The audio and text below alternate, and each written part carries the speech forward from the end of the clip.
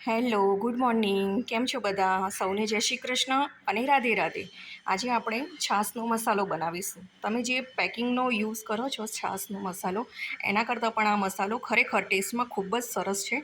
તમે એકવાર ટ્રાય કરજો.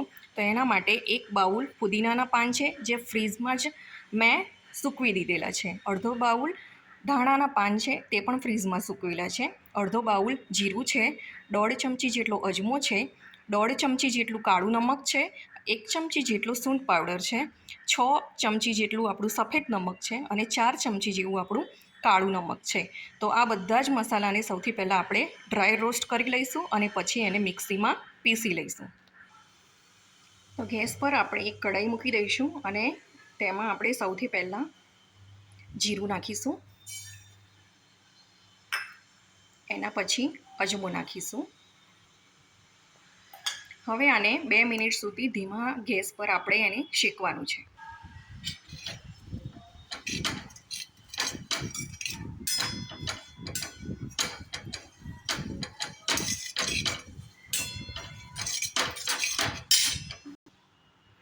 જીરું આપણું ડ્રાય રોસ્ટ થઈ ગયું છે. હવે આપણે એમાં પુદીનાના પાન, ધાણાના પાન,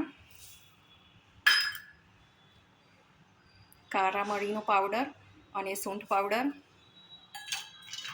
અને મીઠું, આ બધું જસ્ટ આપણે સ્લાઇડ ગરમ થાય ત્યાં સુધી એને હલાવે કરીશું.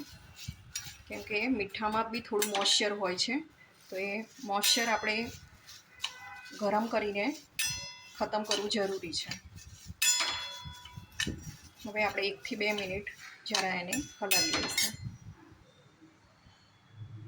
હવે 1-1.5 મિનિટ થઈ ગઈ છે અને શેકાઈ ગઈ છે બરાબર. હવે આપણે ગેસ બંધ કરી દઈશું અને એને ઠંડુ પડવા દઈશું. ઠંડુ થઈ જાય પછી જ આપણે મિક્સરમાં એનું ગ્રાઇન્ડિંગ કરીશું. હવે આ મસાલો ઠંડો પડી ગયો છે. હવે આપણે મિક્સરમાં એને ગ્રાઇન્ડ કરી લઈશું. તો હવે આપણે ગ્રાઇન્ડ કરી લઈશું.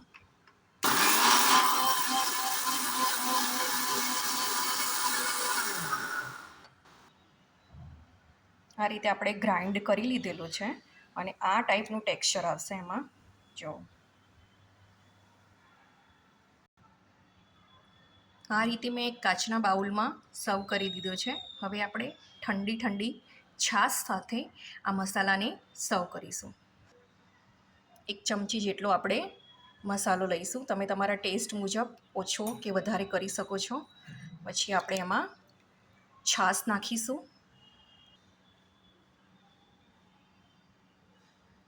તો આ રીતે આપણે સર્વ કરીશું.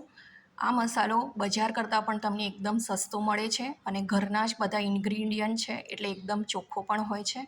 તો રોજે રોજ યુઝ કરવા માટે ઘરના જ મસાલાનો ઉપયોગ કરીને આવી રીતે તમે ઘરે જ છાશ બનાવો. જો તમને મારો આ વિડીયો ગમ્યો હોય તો પ્લીઝ મારી ચેનલને સબસ્ક્રાઈબ કરો, લાઈક કરો અને શેર કરો.